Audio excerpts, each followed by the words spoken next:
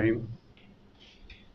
आज की ये तकरीब के दो हिस्से हैं, जैसा कि अभी बताया गया। पहले हिस्से में हमारे दरमियान हैं जनाब डॉक्टर वहीद अहमद। 4 नज़मों के मजमूए, शफ़ाफ़ियाँ, नज़्मनामा, हम आग चुराते हैं और आखिरी परियां उतरती हैं। इसके अलावा 2 नावल, इनका बुनियादी ताल्लुक़ फैसलाबाद से है और आज इनसे इनकी शायरी पे, नज़मों पे गुफ्तगू होगी और नज़म पे गुफ्तगू, नज़म को ये कैसे समझते हैं, ये कैसे नज़म को कंसीव करते हैं और नज़म को कैसे लिखते हैं, नज़म के उस क्रिएटिव प्रोसेस को समझने की हम कोशिश करेंगे। मेरे साथ इस पूरे अमल में शामिल हैं उर्दू अदब के उस्ताद डॉक्टर तारिक हाशमी। मैं उनसे मुल्तमिस हूँ कि वो डॉक्टर साहब के बारे में नज़म के हवाले से बात करें। एक बात जो मैं शुरू में कहना चाहता हूँ कि नज़म का अमल मोती परोने जैसा है। इसका मतलब भी यही है, नज़म जितनी तवज्जो मांगती है और जितनी अर्क-रेज़ी मांगती है, उसके मुकाबले में कहा जी जाता है कि गज़ल तो आप चलते फिरते भी कह सकते हैं। ये सारा अमल क्या है और इससे शायर, आज का जो शायर है, जो हमारी नज़म, जदीद उर्दू नज़म के सफ़े अव्वल के मुमताज़ तरीन शुरा में से एक हैं, वो इसको कैसे देखते हैं, कैसे करते हैं, इस पूरे अमल से कैसे गुज़रते हैं, वो एक मौजू होगा। जनाब डॉक्टर तारिक हाशमी, नज़म, उर्दू की नज़म आज तक कैसे पहुँची? मुख्तसर सा आप बयान करने के बाद ये बताइए कि आप परियां उतरती हैं कि जदीद नज़्म को आप कैसे देखते हैं? शुक्रिया अदनान। देखिए, नज़्म का सफ़र उर्दू में कहाँ से शुरू हुआ और अब तक ये जो 2-2.5 सदियाँ हैं, इसको चंद लफ्ज़ों में समेटना तो बहुत मुश्किल है, लेकिन बहरहाल हमारी उर्दू नज़्म कहीं पीछे जाएँ तो नज़ीर अकबर आबादी से शुरू होती है। उनके मासरीन जो थे वो या गज़ल कह रहे थे, या कसीदा कह रहे थे, या मरसिया कह रहे थे, या मसनवे लिख रहे थे। फिर हम देखते हैं कि नौआबादियाती दौर में उर्दू की उस नज़म का आगाज़ हुआ कि जिसके इंतहाई मोड़ पे इस वक्त हम बैठे हैं और हमारे साथ मोतबर नज़म गो वहीद अहमद हैं। नौआबादियाती दौर में ये हुआ कि नज़म को एक बाकायदा सिन्फ़ के तौर पर मुतारिफ़ कराया गया और ये कहा गया कि अब हमें गज़ल के साथ साथ अपना जो तख्लीकी अमल है उसको नज़म में भी ज़ाहिर करना चाहिए। चुनांचे नज़म के मुशायरे हुए, मोहम्मद हुसैन आज़ाद हों, हाली हों, और अंजुमन पंजाब एक पूरा प्लेटफॉर्म था। हाली ने मुसद्दस लिखी, उनके साथ एक नज़म का एक पूरा अमल जो है वो जुड़ा।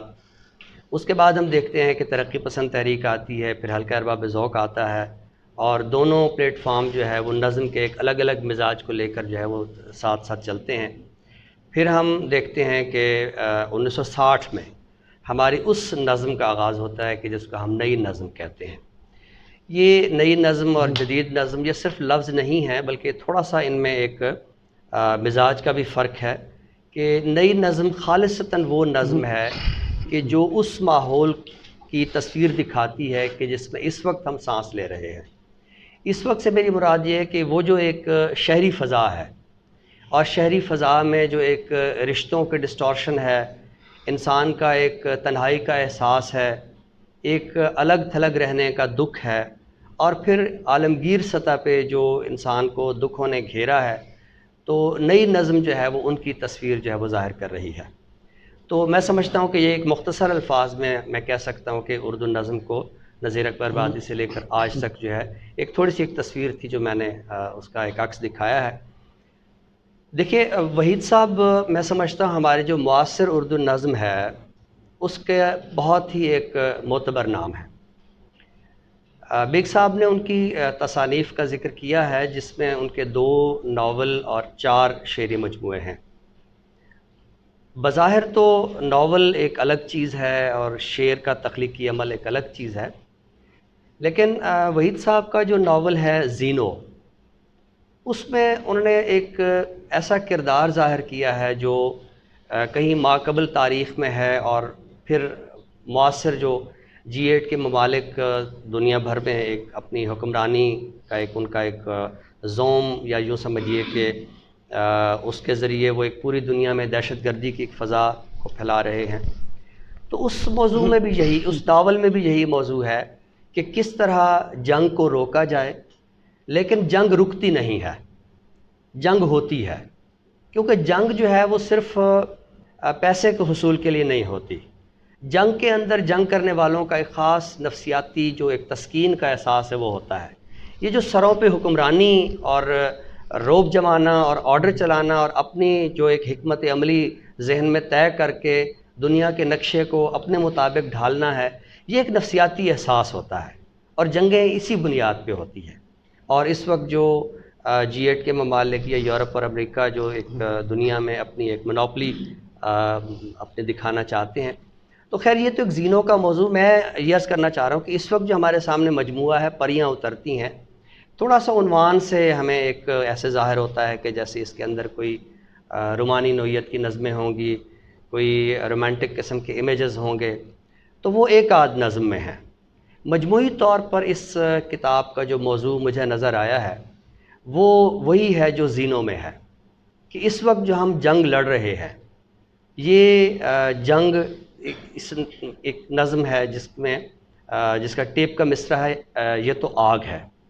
اب آگ کیا ہے؟ آگ وہ ہے کہ جو ہمارے تخلیقی عمل کا بھی حصہ بنتی ہے. روٹی پکانے سے لے کر یہ جو ہمارا سوز جگر کا عمل ہے، یہ سارے کا سارا آگ ہے، ایک تخلیقی چیز ہے. لیکن یہی آگ جو ہے وہ جب تخریب کا روپ دھارتی ہے تو پھر اس میں انسان جلتے ہیں، جسم جھلستے ہیں، اور زندگی جو ہے وہ ایک اور دکھ کی جانب جو ہے وہ جاتی ہے، اور اس کی روشنی میں بھوک پلتی ہے، اس کی روشنی میں جہالت پھیلتی ہے.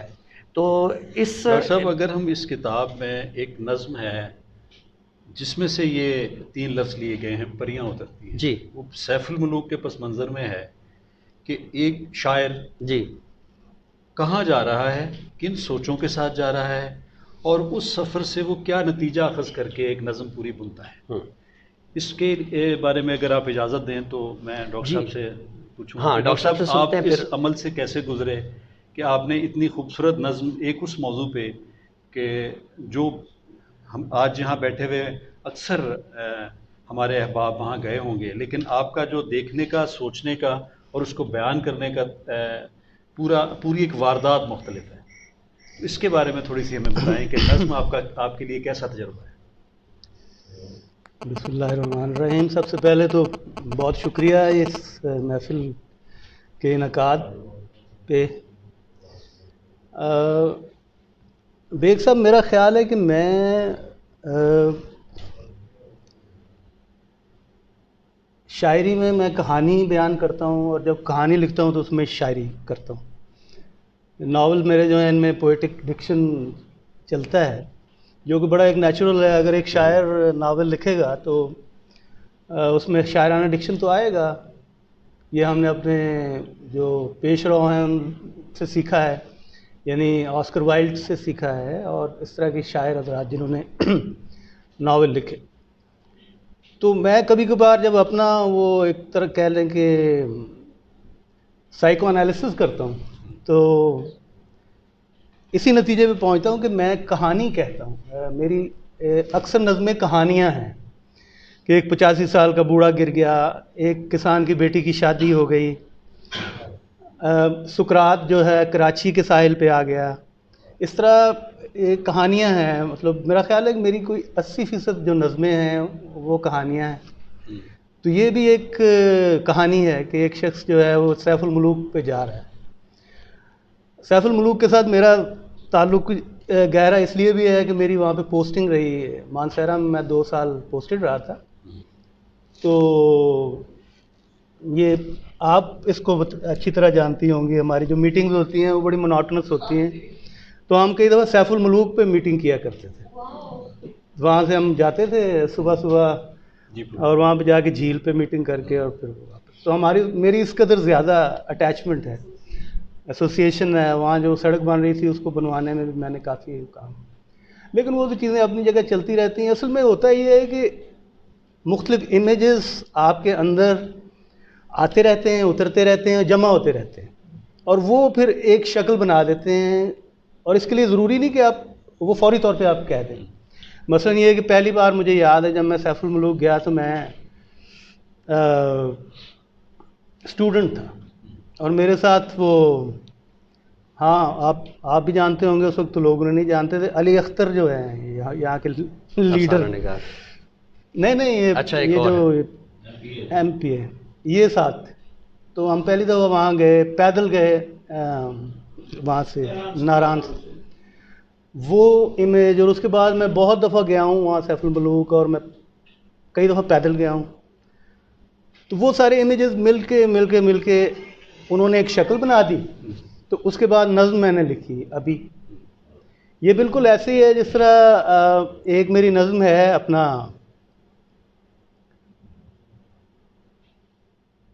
پانی سے میرا گھر نکلتا ہے. تو میری ایک دفعہ تربیلا میں پوسٹنگ تھی، تو وہاں جب سردیاں آتی ہیں تو پانی نیچے چلا جاتا ہے جھیل کا، تو نیچے سے ٹیلے ابھرتے ہیں جن پہ ابھی بھی پرانے جو گھر ہیں وہ ابھرتے ہیں، اور ان کی چوکھٹیں وغیرہ اڑی ہوتی ہیں، اور صرف وہ جو ہے نا وہ ایک کھنڈر کہہ لیتے. تو میں اسے دیکھ رہا تھا کھڑا ہو کے نا وہاں پہ ڈیم پہ. اور یہ میں آپ کو پریسائزلی بتاتا ہوں کہ یہ 1988 کی بات. اچھا، تو میرا ڈرائیور آیا تو اس نے کہا کہ، اور اس نے ایک بات کی جس سے میں سناٹے میں آ گیا. کہتا ہے کہ یہ چوٹی پہ جو آپ گھر دیکھ رہے ہیں یہ میرا گھر تھا، اور میں ان گلیوں میں کھیلتا تھا. بس اس کے بعد میں چپ ہو گیا. اور یہ 1988 کی بات ہے، اور پھر یہ نظم میں نے میرا خیال ہے 2000 میں لکھی. تو اس طرح چیزیں اندر پلتی رہتی ہیں. آپ فوری طور پہ امیچور چیز نہیں کہہ سکتے، پری میچور. یہ اس کا پس منظر بھی یہی ہے. تو میرا خیال ہے میرے اندر کہانی چلتی ہے، اور میں کہانیاں لکھتا رہتا ہوں. ڈاکٹر صاحب جب یہاں میڈیکل کالج میں تھے، پنجاب میڈیکل کالج میں، تو ان کے ساتھ نظم نگاروں کا اور شاعروں کا ایک حلقہ ہوتا تھا، جن میں جاوید انور ایک خاص طرز کے منفرد نظم نگار. جب بھی نظم کی تاریخ لکھی جائے گی جاوید انور سے صرف نظر نہیں کیا جا سکے گا. میں آپ سے یہ پوچھنا چاہتا ہوں کہ اس دور میں آپ کے ایک سینئر ہوتے تھے جنہوں نے آپ کا ایک حلقہ ترتیب دیا، ڈاکٹر تایا. پھر آپ کے دوست اور اکٹھے ہوئے. ہاں، پھر آپ کے دوست اور اکٹھے ہوئے. پھر شہر میں جو فیصل آباد کا ٹی ہاؤس تھا، الجاوید ہوٹل اور دوسرے، ان دنوں کی کوئی یاد تازہ کریں، نئے لوگوں کو بتائیں کہ وہ کیا دن تھے. خوش قسمتی سے موجود ہیں تایا. یہ پنجاب میڈیکل کالج کو تو میں ایک دبستان کہتا ہوں. میں 1977 سے لے کے اور 83 تک وہاں پڑھتا رہا، MBBS کیا. ہمارے جو پیش رو ہیں وہ خوش قسمتی سے آج یہاں پہ موجود ہیں، اور مجھے بڑا فخر ہے، میں بہت خوش ہوں کہ وہ یہاں تشریف لائے ہیں. ڈاکٹر افتخار فیصل صاحب وہاں تشریف رکھتے ہیں. ہم انہیں تایا کہتے ہیں، سارا شہر انہیں پیار سے تایا کہتے ہیں. ان کے ساتھ ڈاکٹر اعجاز شاہ صاحب موجود ہیں. ان کے ساتھ ہمارے کالج کے بانی کہہ لیں وہ موجود. یہ تینوں میرے سینئرز ہیں. ابھی آپ دیکھ لیں کتنی محبت سے یہاں تشریف لائے ہیں. میں آپ کا بہت مشکور ہوں. ہمارے کالج میں آپ حیران ہوں گے، عموماً کہا یہ جاتا ہے کہ جو پروفیشنل کالجز ہوتے ہیں جیسے میڈیکل کالج یا انجینئرنگ کالج، یہ لوگ سمجھتے ہیں کہ یہ خوش قسم کے لوگ ہوتے ہیں، مطلب ڈاکٹر، انجینئرز. لیکن حیرت ناک بات میں نے یہ دیکھی ہے کہ میڈیکل کالجوں میں اور انجینئرنگ یونیورسٹیز میں اتنے زبردست ادبی حلقے ہوتے ہیں کہ وہ ریگولر یونیورسٹیز میں دیکھنے میں نہیں آتے. وہ یونیورسٹیز جہاں ادب پڑھایا جائے سر یہاں موجود ہیں ہمارے، جیسے گورنمنٹ کالج ہے یا گورنمنٹ کالج یونیورسٹی لاہور کی ہے وغیرہ وغیرہ. ابھی آپ دیکھ لیں، یہ میں حیران ہوتا ہوں جب بھی میں یہ UET میں جاتا ہوں. یہ پچھلی دفعہ میں UET میں گیا، میں حیران رہ گیا، اتنا فعال وہاں پہ سوسائٹی ادبی. بہرحال पंजाब मेडिकल कॉलेज में मेरे अलावा जावेद अनवर मरहूम, हुसैन आबिद, साकिब नदीम, ये हम लोग शायरी के लोग, और अब्दाल बेला ये नसर के लोग। फिर गाने वालों में दावर होते थे मरहूम, फिर मुसव्वरी में खालिद अज़ादार। ये सारे के सारा जो टोला है फ़नून लतीफ़ा से जो मुंसलिक बिलुमूम और शायरी से बिलखुसूस, इसके जो लीडर हैं वो इफ्तिखार फैसल साहब थे और हैं। ये वो एक इंस्पिरेशन थी जो मैंने बिलखुसूस मैंने और जावेद अनवर ने ख़ास तौर पे इनसे ली और इनसे सीखा, और हमने वो नज़में लिखनी शुरू की कि जो अभी भी हम लोग सुनाते हैं। आज इफ्तिखार फैसल साहब तशरीफ़ लाए हुए हैं और मैं आपसे दरख्वास्त करूँगा कि इनसे ज़रूर सुना जाए। जी ज़रूर। ये इनकी लिखी हुई, फिर अचानक इन्होंने शायरी से मुस्ताफ़ी हो गए। भला को शायरी से भी मुस्ताफ़ी होता है आपसे? हाँ जी। बड़ा पूछा कि क्यों हुए तो कहते बस हो गए, ज़्यादा पूछे तो डांटते हैं, अब क्या करें। तो उसकी भी दरख्वास्त करेंगे कि आप इस्तीफ़ा वापस ले लें। चलें 25 साल बाद भी इस्तीफ़ा वापस हो गए, इसमें एज की लिमिट नहीं, आवाम की पुरज़ोर फरमाइश। अच्छा डॉक्टर साहब, सॉरी, फिर इनका मोहतरम रियाज मजीद साहब मेरी इस बात की शायद तायद करें कि इनकी लिखी हुई नज़में जो हैं फिर हमारे यहाँ शहर के हलके में भी पढ़ी जाती थी और लोग उनको बहुत ज़्यादा सराहते थे। इनके दौर के जो शुअरा हैं जैसे इकबाल नवीद हैं अभी इंग्लैंड में, कौसर अली हैं, ये इनके एज मेट्स थे। अली शौकत ख्वाजा थे। तो एक बहुत बड़ा हलका था ये हमारे पेशराओं का।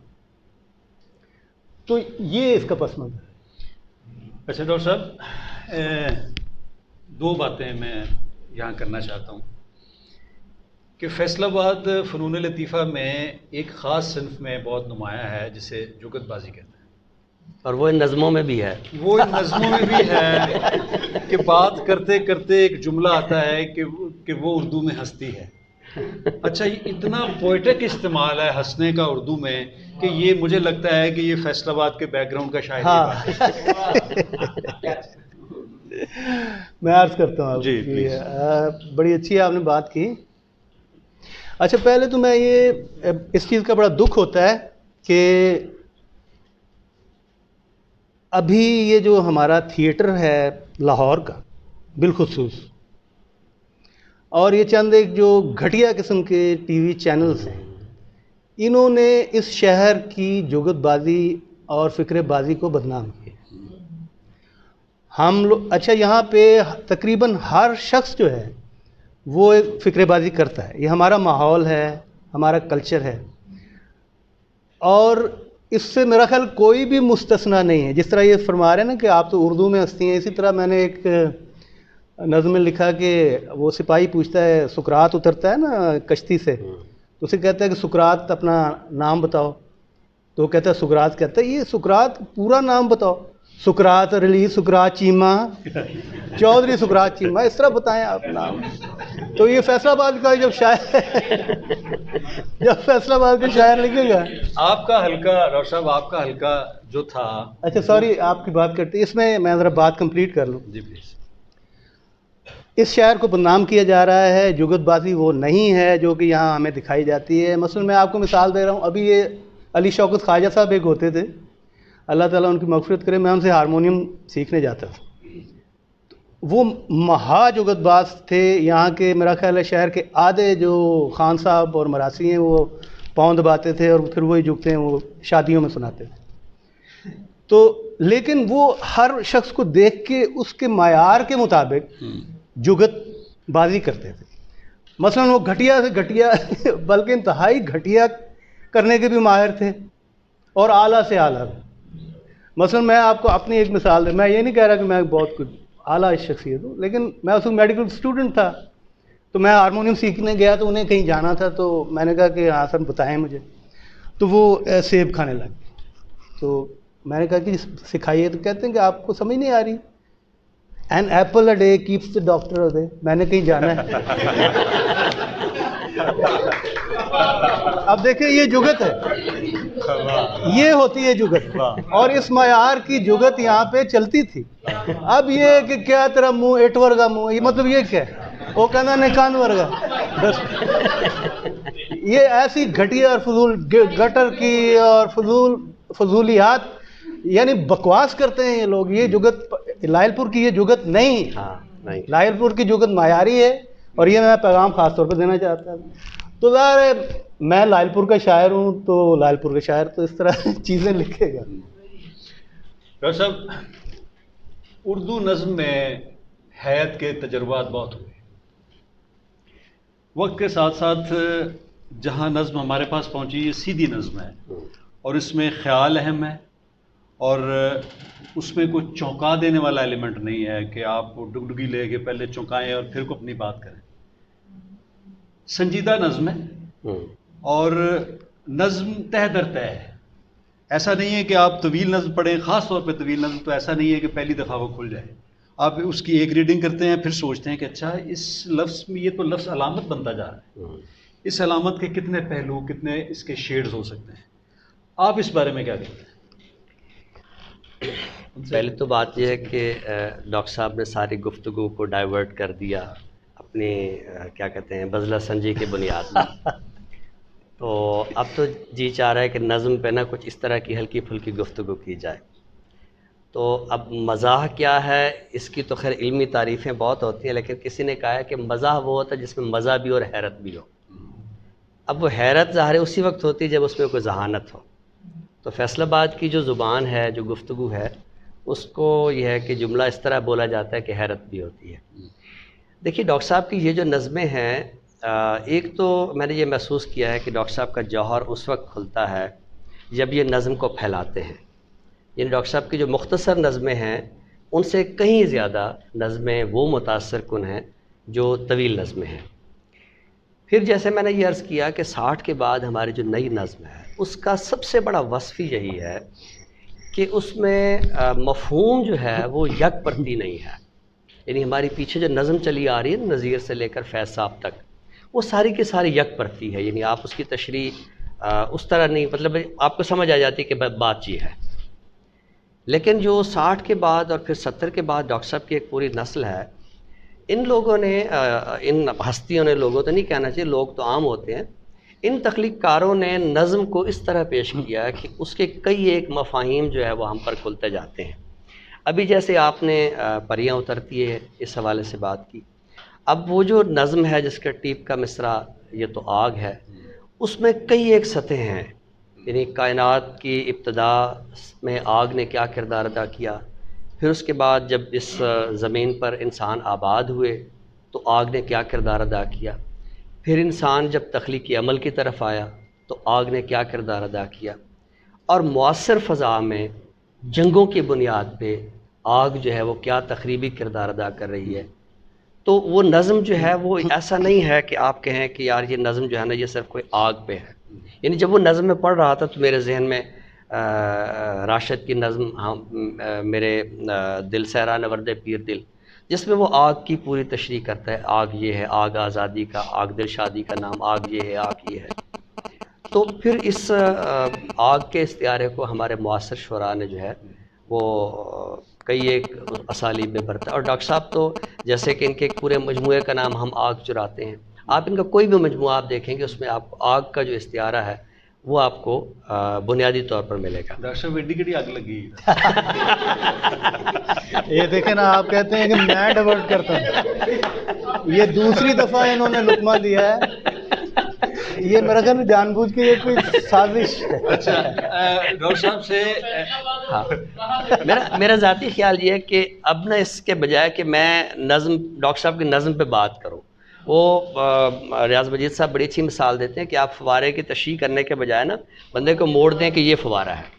تو ڈاکٹر صاحب بیٹھے ہیں میرے خیال میں، اب ہمیں ان سے نظمیں سننے چاہیے. ڈاکٹر صاحب میں آپ بات کا سیشن اس میں سنا دیں. نہیں آپ ہم آپ سے سنیں گے. چلیے بات کرتے ہیں. یہ نظم ان کا ان کے لیے مسئلہ ہے، ہاں ان کے لیے ایک جذبہ ہے، پیشن ہے. نظم یہ کیوں نظم لکھتے ہیں؟ دیکھیے میں ایک چیز آپ کو عرض کروں، جیسے کہ ڈاکٹر صاحب ناول نگار بھی ہیں اور ڈاکٹر صاحب نظم نگار بھی ہیں. اب ناول نگار اپنی نظم میں بطور ناولسٹ کیسے سامنے آتا ہے اور ناول میں بطور شاعر کیسے سامنے آتا ہے، یہ وہ ہنر ہے جو وحید احمد صاحب کے پاس ہے. جی ڈاکٹر صاحب، آپ اپنی نظم کی بنت کے بارے میں، اس کی حیت کہ نظم آپ کہاں سے شروع کرتے ہیں؟ بعض اوقات سامنے پڑی نظم آ جاتی ہے، ایک ہی سیٹنگ میں آپ لکھ دیتے ہیں. بعض اوقات نظم آپ کے اندر گرو کر رہی ہوتی ہے اور بعض اوقات آپ کو اس کو ادھورا چھوڑ دیتے ہیں ڈیلیبریٹلی، کہ اس کا نامکمل ہونا بھی اس کا حسن بن جاتا ہے. آپ نظم کیسے لکھتے ہیں؟ میں چاہتا ہوں کہ ایک طالب علم کے طور پہ یہ سیکھوں. نہیں، پہلی بات تو یہ آپ طالب علم ہیں ہی نہیں. گزارش یہ ہے کہ میں ذاتی طور پہ میں نظم ایک سٹنگ میں لکھتا ہوں، خواہ وہ طویل ہو خواہ وہ مختصر. مثلا میری ایک نظم ہے مرمت کون کرتا ہے، وہ کافی طویل نظم ہے، بہت 20-25 صفحے کی نظم. تو وہ میں نے ایک سٹنگ سے مراد یہ میں نے 5-6 گھنٹے میں لکھی تھی، بیٹھے بیٹھے. جس طرح میں نے پہلے آپ سے عرض کیا کہ ایک نظم جو ہے نا وہ بنتی رہتی ہے آہستہ آہستہ، اس کے امیجز جمع ہوتے رہتے ہیں over the period of time. اگر تو دیکھیں نا، اگر تو کرافٹ کرنا ہے تو وہ تو ابھی ہمیں نظم لکھتے مجھے 42 سال ہو گئے، تو یہاں بیٹھے بیٹھے بہت ساری نظمیں کہی جا سکتی ہیں اور ایک دیوان غزل کا بھی بنایا جا سکتا ہے. لیکن ہوتا اس طرح ہے کہ وہ امیجز جمع ہوتے رہتے ہیں. بعض اوقات چند دنوں میں ہی نظم کہہ دیتے ہیں، بعض اوقات 20-20 سال بھی ہو جاتے ہیں. لیکن نظم لکھتا میں ایک گو میں ہوں، میں ایک گو میں لکھتا ہوں. یہ غزل کی طرح نہیں ہوتا کہ ایک شعر ہو گیا پھر چلتے پھرتے دوسرا شعر ہو گیا، تیسرا شعر ہو گیا. وہ بعض لوگ شاید نظم کو کئی وقفوں میں لکھتے ہوں گے، ان کا اپنا ایک مزاج ہے. میں مسلسل لکھتا ہوں، خواہ وہ 20 صفحے ہوں، خواہ آدھے صفحے کی نظم بھی میں نے لکھی ہوئی ہے اور 20 صفحے کی بھی لکھی ہوئی ہے. تو میں تو اس طرح کرتا ہوں.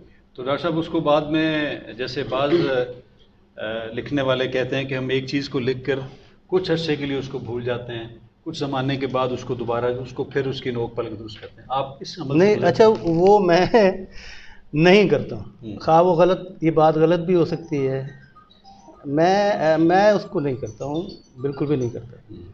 ایک چیز آپ نے پہلے پوچھی تھی کہ بلکہ کہی تھی، اس پہ میں ضرور آپ سے عرض کروں گا کہ ویسٹ میں کہا جاتا ہے کہ لانگ پوئم از ڈیڈ. یہ ایسی صورتحال نہیں ہے. ہر جگہ کا اپنا ایک تمدن ہوتا ہے، اپنی تہذیب ہوتی ہے، اس کا ایک ادبی ان کے رویے ہوتے ہیں. اصل میں ہم ویسٹ کو ایک اندھا دھند منطبق کرتے ہیں، سنکرونائز کرتے ہیں.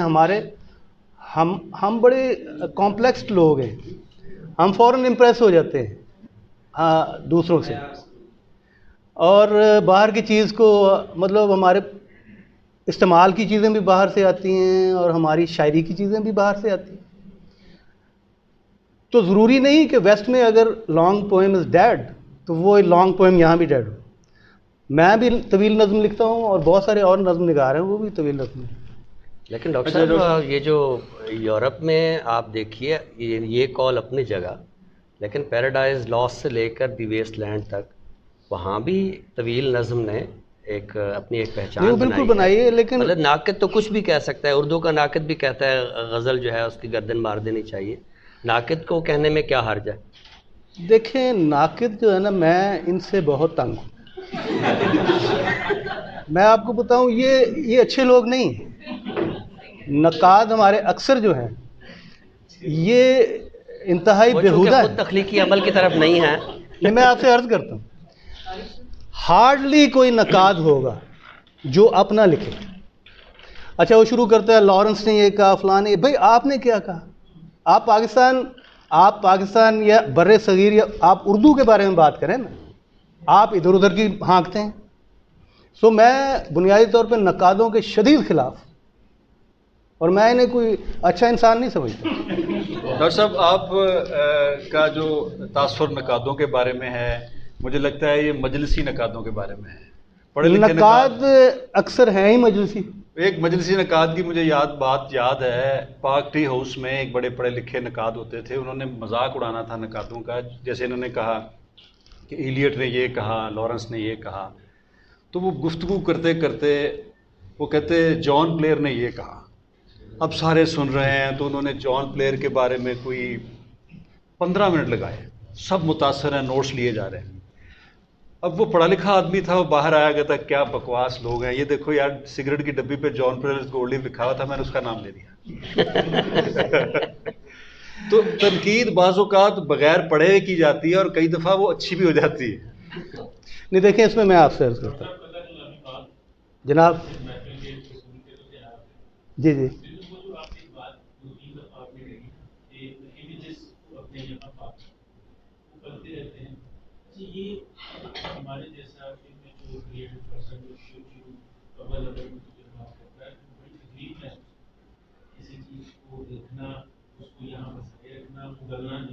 آپ کا سوال کیا ہے؟ ٹائم ہمارے پاس تھوڑا ہے، سوال ذرا جلدی کریں. جی جی جی ہاں نہیں، آپ نے بڑی خوبصورت بات کی. یہ اصل میں نا یہ بہت اہم بات ہے. یہ بڑا تکلیف دہ عمل ہوتا ہے، یہ بہت تکلیف دہ عمل ہے. یہ بالکل یہ کنسیپشن کی طرح ہوتا ہے. یہ اس کو ہر پالتے رہنا اپنے ذہن میں اور ہر وقت اس کی کثرت محسوس کرتے رہنا ایک خلش. ڈاکٹر صاحب ایک سوال. بالکل صحیح کہہ رہے ہیں. ہاں، ابھی آپ کہہ رہے تھے کہ میں بھی نظم اس طرح سے لکھتا ہوں، میرے معاصر بھی اس طرح سے لکھتے ہیں. جب آپ نے شروع کیا تو وہ تو غزل کا دور تھا، نظمیں تب ایک فیشن ضرور بنا تھا، لیکن جب ایک سماجی اور سیاسی بڑی تبدیلی آئی، ملک میں مارشل لاء لگ گیا، تو جو سینسٹیو لوگ تھے ان میں ایک خاص طرح کی ایگریشن آئی. وہ انہوں نے علامتیں بنائیں، انہوں نے علامتوں سے بات کری. اس دور کی کچھ نظمیں بڑی ہی نمائندہ نظمیں ہیں جس میں سے اس عمل سے آپ بھی گزرے. آپ کو کیا سمجھتے ہیں کہ آپ کے معاصر نظم نگاروں میں کون کون سے ایسے ہیں جن کو آپ کہیں نہ کہیں پلیس کرتے ہیں؟ دیکھیں وہ تو بہت سارے ہیں، وہ تو ایک طویل ایک فہرست ہے. اب اصل میں زبانی اگر میں نام لوں گا تو میں کہیں اسکپ کر جاؤں گا تو وہ ایک رنجشیں پیدا ہو جاتی ہیں. لیکن میں اس آپ کی بات کا جواب میں ضرور دیتا ہوں. بالکل ایسے ہوا تھا، اور خاص طور پہ فیصل آباد میں یہ جو مزاحمتی شاعری ہے یا علامتی شاعری ہے، اس کا ایک دور رہا ہے بہت زیادہ، اور اس کی ایک تاریخ ہے، اور اس کی ایک بڑی کربناک اس کی تفصیل ہے. اس میں بہت سارے لوگ جو ہیں وہ تباہ و برباد ہوئے، اور پھر یہ ڈاکومنٹ ہوا. یہ ساری کی ساری چیزیں یہاں موجود ہیں. فیصل آباد اور اس کے نواح کے جتنے بھی شاعر ہیں، جھنگ کے اور سرگودا اور ادھر ادھر کے، ساروں نے اس میں بڑا کنٹریبیوشن کیا ہے. لیکن میں غزل و نظم کے حوالے سے آپ کو یہ عرض کرنا چاہتا ہوں کہ میرا پیشن غزل ہے. آپ کو شاید یہ عجیب لگے، میری بنیادی ٹریننگ بھی غزل کی ہے. میں جب کوئی رسالہ پڑھتا ہوں تو میں غزل پڑھتا ہوں. میں غزل کو بڑا ریگارڈ دیتا ہوں. مصروں کی بنت یہ بتاتی ہے کہ آپ کے لاشعور میں غزل جو ہے. جی میں عرض کرتا ہوں، ہمارے جو میرے نظم نگار دوست ہیں جو کافی مشہور بھی ہیں آج کل، وہ میرے اس نقطہ نظر سے بالکل مختلف سوچتے ہیں. وہ کہتے ہیں کہ نہیں، نظم کی اپنی لفظیات ہوتی ہیں، نظم کے الفاظ کی اپنی نشست و برخاست ہوتی ہے، نظم کی اپنی ٹریٹمنٹ ہوتی ہے، اور یہ آپ اس کو جب تک غزل سے ڈیورس نہیں کریں گے تو یہ کام نہیں بنے گا. جبکہ میں یہ سمجھتا ہوں کہ جب تک آپ کو غزل کی تہذیب نہیں ہوگی، آپ کو نشست الفاظ کا پتہ ہی نہیں چلے گا. شاعری، اردو شاعری، یا تو آپ انگلش شاعری کریں نا، یا فرینچ شاعری کریں، یا کسی اور زبان کی شاعری کریں. اگر آپ اردو شاعری کرنا چاہتے ہیں تو سب سے پہلے آپ کو اردو غزل کے دروازے میں سے گزر کے آنا پڑے گا.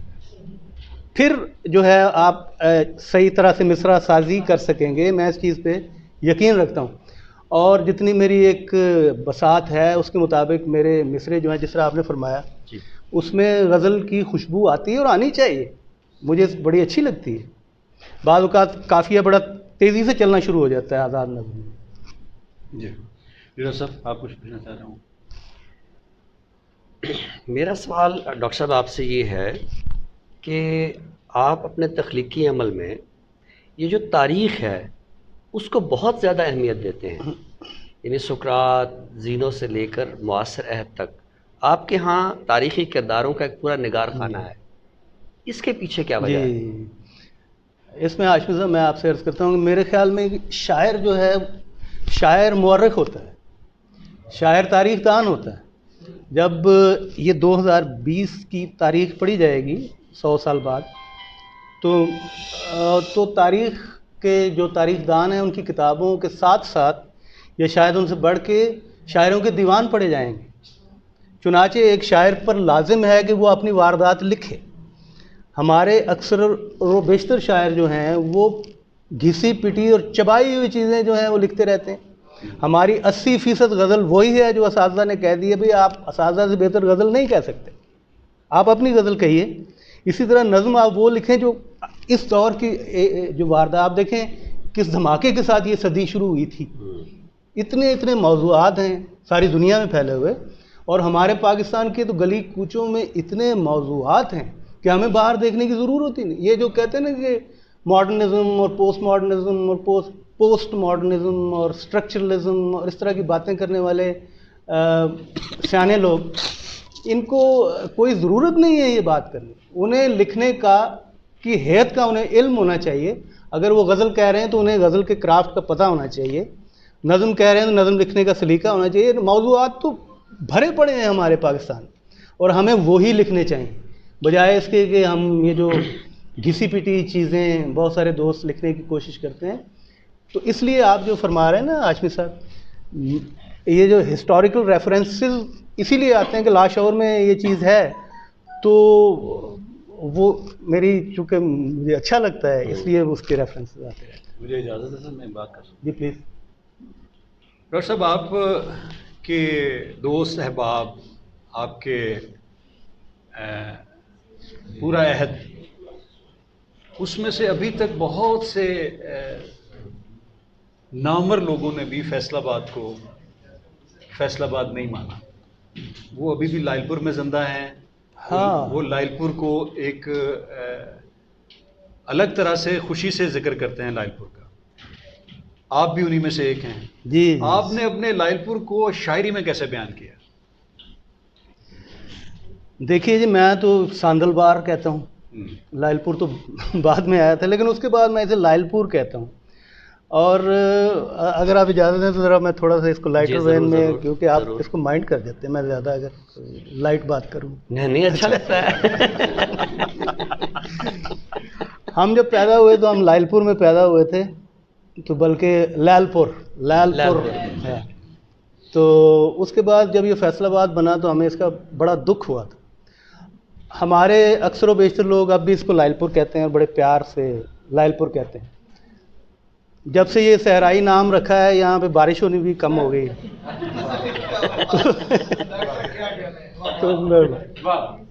تو ہمارے لیے تو یہ لائل پور ہے، فیصل آباد نہیں ہے.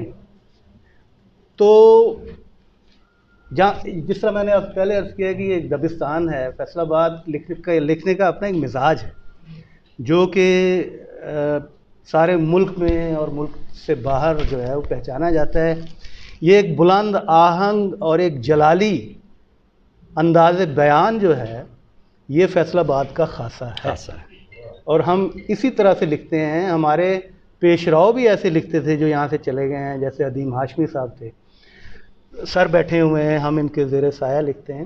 فیصل آباد ایک دبستان ہے، لیکن چونکہ لڑتے رہتے ہیں آپس میں اس لیے بات زیادہ تر باہر نہیں جاتی. وہ تو سر دنیا میں ہر جگہ ہی لڑتے ہیں. یہاں زیادہ تو افتخار عارف صاحب لندن میں تھے، افتخار عارف صاحب لندن میں تھے، فیض صاحب بھی ان دنوں میں جلا وطنی کاٹ رہے تھے لندن میں. تو افتخار عارف صاحب بیان کرتے ہیں کہ میں نے وہاں ایک لائبریری بنا لی، شاعروں کو اکٹھا کرنا شروع کر دیا. تو فیض صاحب آئے ایک دن تو مجھے اپنے خاص دھیمے لہجے میں پوچھتے کہ یہاں کیا کر رہے ہو؟ تو میں نے کہا جی کہ میں شاعروں کو اکٹھا کر رہا ہوں. تو فیض صاحب کہتے تینوں پنجابی آندی؟ میں نے کہا جی نہیں، تھوڑی تھوڑی سمجھ.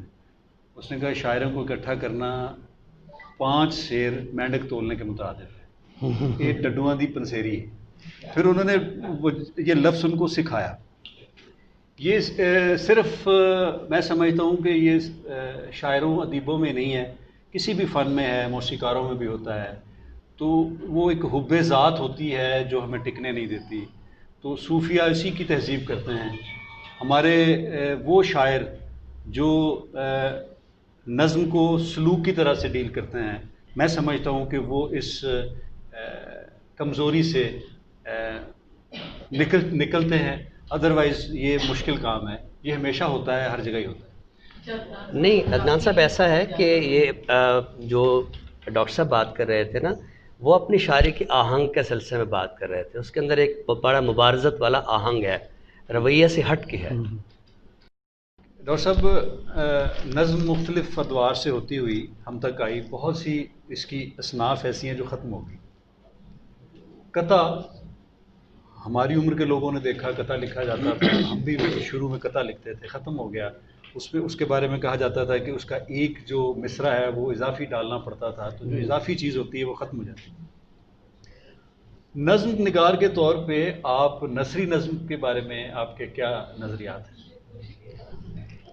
اچھا دیکھیے، ہاں، دو باتیں آپ نے پوچھی نا. ایک تو دیکھیں، میرے خیال میں بہت سارے لوگ اس چیز پہ یقین رکھتے ہیں کہ اب آزاد نظم کا دور ہے یا نثری نظم پہ ابھی آتے ہیں. میں بحیثیت ایک نظم کے طالب علم کے یہ سمجھتا ہوں کہ نظم کی جتنی بھی ہیئتیں ہیں وہ ابھی موجود ہیں، قطع سمیت موجود. اور میں اس کی بہت ساری جو یہ جو ہیں شکلیں، ان میں لکھتا ہوں. میں نظم معرہ لکھتا ہوں، میں مسدس لکھتا ہوں، ابھی میں نے اشرا بھی لکھ دیا حتیٰ کہ. تو یہ آپ نہیں کہہ سکتے. آپ کے ذہن میں ایک ایسا خیال آتا ہے جس کے لیے ایک قطع موضوع ہے، تو آپ قطع کہیے. اب کیوں روکتے ہیں اپنے آپ؟ تو آپ نثری نظم کہتے ہیں؟ نہیں، وہ میں آتا ہوں نا اس کی طرف. میں نثری نظم نہیں کہہ سکتا. میں نظم کو نظم معرہ سے شروع کر کے آزاد نظم تک کو نظم سمجھتا ہوں. یہ اس کے یہ اس کی باؤنڈریز. لیکن نثری نظم کو میں برا نہیں سمجھتا. میں اگر نہیں کہہ سکتا تو میں نثری نظم پڑھتا ہوں، اور بعض اوقات بہت خوبصورت نظمیں. آپ کے خیال میں نثری نظم مکروہ تحریمہ ہے کہ جب بندہ کچھ نہ ہو تو وہ جائز کی جائے؟ نہیں، آپ دیکھیں آپ زور دے رہے ہیں اب اس بات پہ.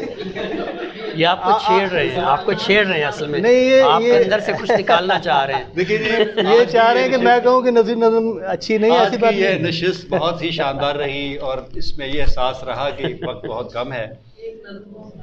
ڈاکٹر صاحب سے کے شکریہ کے ساتھ کہ جی چاہتا ہے کہ نظم پہ ان سے اور گفتگو ہو، ان سے اور نظمیں سنیں. تو محترمہ صوفیہ بیدار کی اس خوبصورت تجویز کے بعد کہ کچھ نظمیں سنتے ہیں ڈاکٹر صاحب سے، اور اس کے بعد اگلی نشست میں دوبارہ ان سے نظمیں سنیں گے. تو یہ ایک نہیں تو ایک بار ہی سن لیں. یہ تو آگ ہے. اجازت ہے جناب؟ جی. کسی بھید والی سنہری مٹی کو گونتا تھا وہ عرش پر، کسی آب آئینہ دار سے. کوئی مٹی لایا تھا چاو سے، کوئی پانی لایا تھا چاہ سے. واہ واہ. وہ مجسمے میں جو روح بھرنے لگا تو ہونٹ پگھل گئے، تو وہ اپنی بولی میں بول اٹھا یہ تو آگ ہے. وہ تو زم حریر کا دور تھا، کہیں گرتی برف رواج تھی، کہیں زرد کوہر کا طور تھا. واہ. یہ جو اگلوؤں کے مکین ہیں یہ بتائیں گے کہ سفید رنگ کے اور بھی کئی رنگ ہیں. واہ واہ واہ. کہ گلیشیئر کے حسب کئی ہیں تو کوہر کے ہیں کئی نسب. واہ. کئی برف باد کے سلسلے، کئی شجرے اگتے ہیں دھند کے جمے آسماں کی زمین سے. واہ. وہ تو زم حریر کا دور تھا، کئی رنگ و نسل کی برف گرتی تھی بام سے. کبھی صبح چڑھتی تھی ملگجی، کبھی رات ہوتی تھی شام سے. سبھی استخوان تھے جمے ہوئے، سبھی مغز بربری برف تھے. وہ جو بات مغز سخن میں تھی قلم قلم جمی تختیوں پہ لکھی ہوئی. گھنے انجماد میں لفظ تھے کہ جمے جمے سبھی حرف تھے. تھا ہر ایک منطقہ باردہ، وہ جو منطقہ تھا شمال میں وہاں سرد کرنوں کی برفشار تھی کام میں، وہ جو منطقہ تھا جنوب کا وہاں شب کی سرد جمی سیاہی دوام میں، کسی چرم کی کسی کینچلی کو اتار کر کسی غار میں، بھرا برف زاد ہتھیلیوں کے عیار میں، بھری برف زادی کے نرم لمس کو تولتا تو شرارے اڑ کے جمے اندھیرے کو کاٹتے تو وہ اپنی بولی میں بولتا یہ تو آگ ہے۔ اور کوئی ریگزار تھا آسمان سے ملا ہوا، جہاں مشرقین شگاف سے دھلے تازہ تازہ گلاب سا کوئی تشت چڑھتا تھا صبح کو بڑی تمکنت سے جمال سے، تو سفر کی سمفنی بجتی رہتی تھی گھنٹیوں کے وفور میں بڑی برہمی سے جلال سے۔ وہی تشت نصف نہار میں تپے دشت میں کبھی ریگ باد رگیتتا، کبھی گرد باد اچھالتا، تو چڑی دوپہر میں شل دماغ سفر کے تارے کو ڈھونڈتا، ذرا جا کے گرد جو بیٹھتی تو لٹا پٹا ہوا بدحواس مسافروں کا وہ قافلہ جو کھڑا تھا آتش زیر پا بھری سرخ آنکھوں سے سوچتا کہ یہ دشت نارے سعیر ہے، یہ لرزتی ریگ رواں نظر کا فریب ہے، یہ تو آگ پانی کا کھیل ہے۔ لٹا سار بان فلک پہ چلتے سنہرے شعلے کے نرم گولے کو دیکھتا تو وہ اپنی بولی میں بولتا یہ تو آگ ہے۔ اور کہیں کوہ میں کئی سال پہنے ہوئے جوالا مکھی دراز تھا خواب میں، تھی زمین پہ چادر احمری تو بدن پہ لپٹا ہوا دھوئیں کا لحاف تھا، وہ اٹھا پگھل کے خود اپنے آپ کو اپنے آپ پہ موڑتا، بھینچی سرخ مٹھی کی پشت سے جمے نرم پشتے کو توڑتا، تھا ہوا میں رنگ اچھالتا تو لرزتے کوہ کی گم ڈھلان پہ دوڑتا، کھڑی سرد فصل اجاڑتا، سرے آتشیں گڑے سنگ خارا پہ پھوڑتا، ذرا دور بھاگتے زرد لوگوں کی بھیڑ تھی، کوئی مڑ کے دیکھتا بہتی آتشیں گرد کو تو وہ اپنی بولی میں بولتا یہ تو آگ ہے۔ کہیں جمتی اور کہیں پگھلتی زمین پر یہ تو بکھری بکھری سی جستا جستا سی آگ تھی، کہیں ریگ میں کہیں سنگ میں کہیں چلتی باد سموم میں، کہیں جسم کے کسی روپ میں تو کہیں رکی ہوئی دھوپ میں۔ وہ جو آگ تھی وہ تو آسماں میں رکی ہوئی تھی شروع سے کہ ہمیشگی کی طرح یہ آگ بھی دیوتاؤں کی سلطنت کی رہین تھی۔ وہ جو آسمان کا چور تھا وہ لرزتا شعلہ چرا کے لایا زمین پر، تھا زمین پہ اڑ کے اترتے چور کے دائیں ہاتھ میں مشعلہ جو بھڑک کے جلتا کہ اس کے جسم میں زرد رنگ کا کانچ تھا، کوئی خیرہ کرتی سی روشنی تھی، پرے دھکیلتی آنچ تھی، جسے برف زادوں کا ایک ہجوم تھا سرد آنکھوں سے دیکھتا۔ یہ تو آدمی کی سرشت ہے، وہ ہمیشہ چیزوں کو چھو کے دیکھنا چاہتا ہے وثوق سے۔ یہ سرشت کتنی عجیب ہے کہ نظارہ تشنا ہے اور آنکھ غریب ہے، وہ ہمیشہ چیزوں کو چھو کے دیکھنا چاہتا ہے قریب سے، وہ ہوا ہو چاہے صدا ہو چاہے خدا ہو چاہے وہ آگ ہو۔ سو کسی نے شعلے کو اپنی پوروں سے چکھ لیا تو جلی ہتھیلی جھٹک کے خوف سے کھول اٹھا تو وہ اپنی بولی میں بول اٹھا یہ تو آگ ہے۔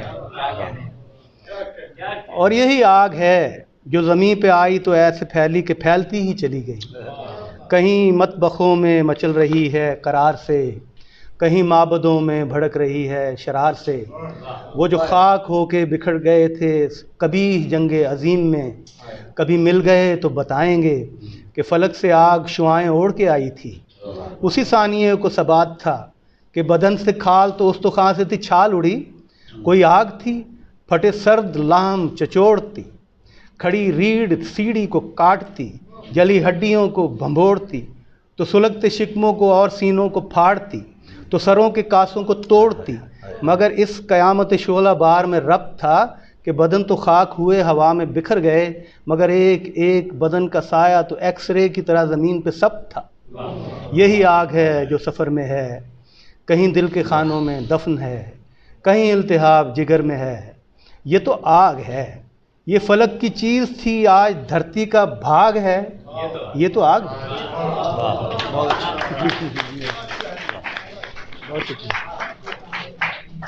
Thank you. آپ کو بہت شکریہ نشست کے پہلے حصے کا اختتام ہوتا ہے، اور اس اختتام میں ایک چیز ہمیں ضرور ملتی ہے کہ ایک شاعر نے ایک آگ کی کتنی علامتیں بنائیں، کتنی تہیں کھولیں، اور جب بھی اس نظم کو پڑھیں گے اس کے نئے معنی ضرور کھلیں گے۔ آپ کا بہت شکریہ۔